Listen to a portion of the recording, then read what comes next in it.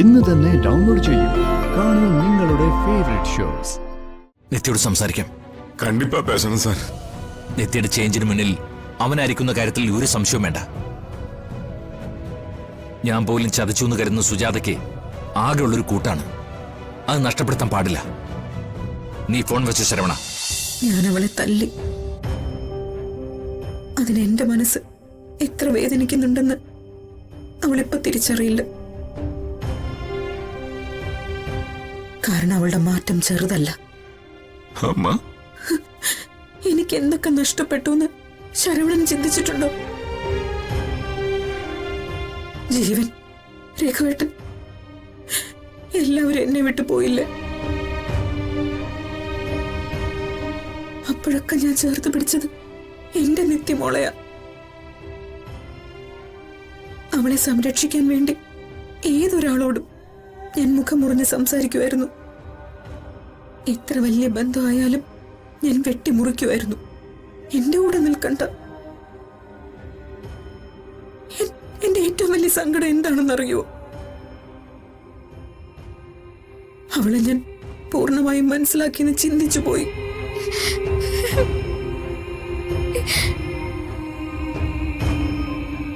പക്ഷെ ഇപ്പോഴാണ് എനിക്ക് യാഥാർത്ഥ്യം മനസ്സിലായത്. എനിക്ക് ഒന്നും അറിഞ്ഞൂടാ. അവളുടെ ചിന്തകളെ കുറിച്ച് ഒന്നും അറിഞ്ഞൂടാ എനിക്ക്. அம்மா முன்னாடியே நான் சொன்னேன், நித்யாம்மா இந்த மாதிரி சேஞ்ச் ஆவணையில அந்த ஜேஆர் ஏதோ பண்ணிருக்கு. கண்டிப்பா பண்ணிருக்கோம். ദൈവങ്ങളോട് സങ്കടം പറയുന്നത് ഞാൻ നിർത്തി. ഇപ്പൊ എനിക്ക് സങ്കടം പറയാൻ അമ്മയുണ്ടല്ലോ എന്ന് പറഞ്ഞ പെണ്ണാണ് ശരവണ. അവള്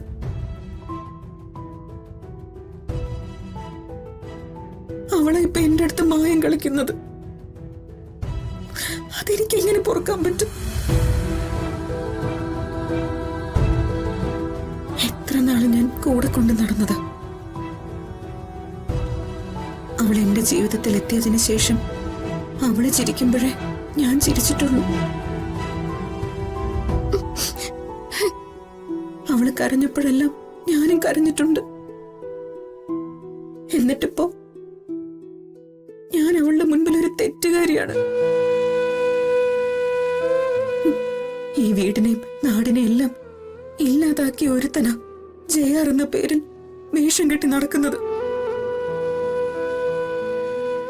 അവനെ കുറിച്ച് ആരും എതിർത്ത് സംസാരിക്കാൻ പാടില്ല.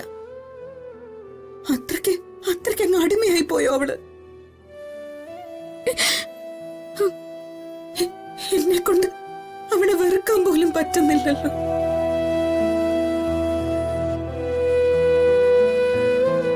ദൈവം പല രൂപത്തിലും എന്നെ പരീക്ഷിച്ചിട്ടുണ്ട്.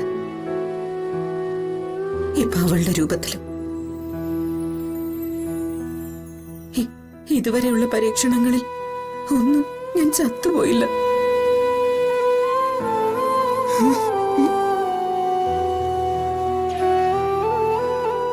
പക്ഷെ എന്നെ കൊല്ലാൻ അവൾക്ക് പറ്റും. അതിന് അവൾക്കേ പറ്റും.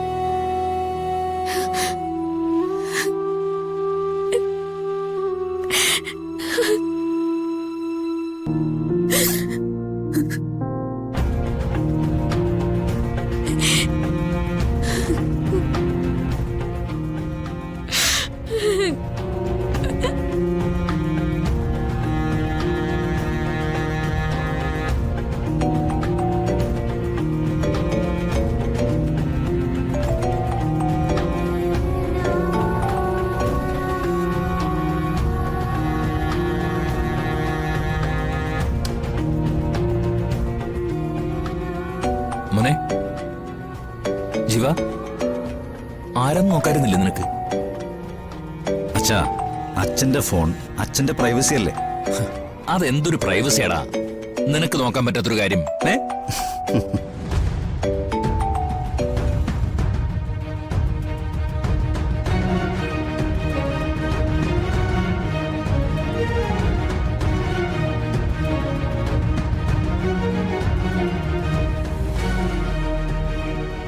അച്ഛനെന്താ തിരിച്ചു വിളിക്കാത്തെ? ഓ, ഇത് വല്ല കാര്യമുള്ള കോളൊന്നും അല്ല. ഇതേ സാമൂൽ എന്ന് പറഞ്ഞിട്ടുള്ള ഒരാളാ.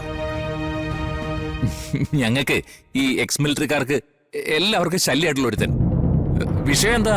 കുപ്പിയാ, കുപ്പി. ഈ കച്ചവടം ചെയ്യാൻ നമ്മളില്ലാന്ന് പറഞ്ഞാൽ പിന്നെ സാമൂൽ എല്ലാവരും വിളിച്ചുകൊണ്ടേയിരിക്കും. എനിക്ക് മാത്രമല്ല, എല്ലാവർക്കും ശല്യമാ. ഓരോരുത്തർക്കും ഓരോ ബിസിനസ് അല്ലേ അച്ഛാ?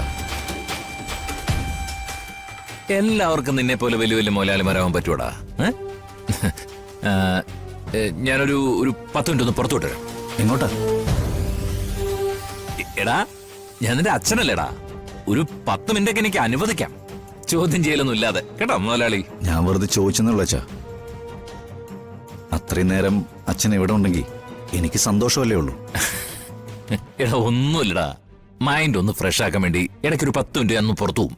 ഞാൻ പെട്ടെന്ന് തിരിച്ചു വരാം.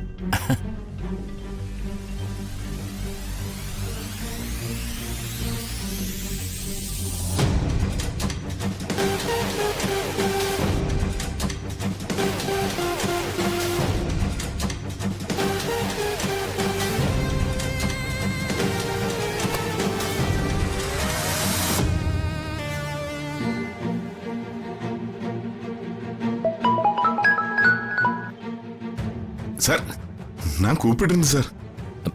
കണ്ടു. ഞാനപ്പോ ജീവന്റെ മുമ്പിലായിരുന്നു. എന്താ ശരവണ?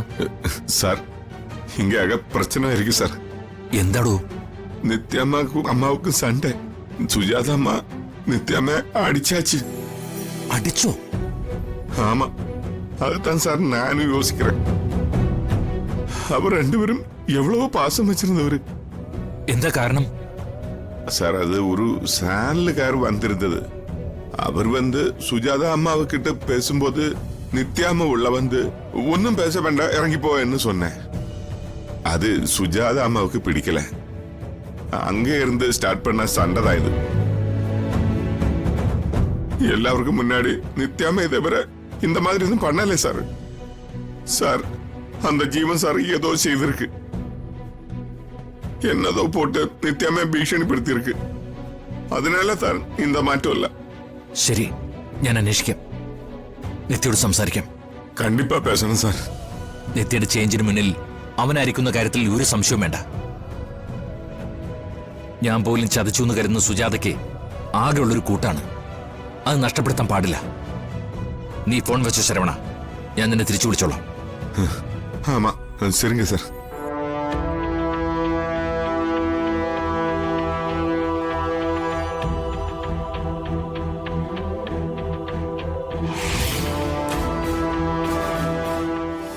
മധുര നൊമ്പരക്കാറ്റ്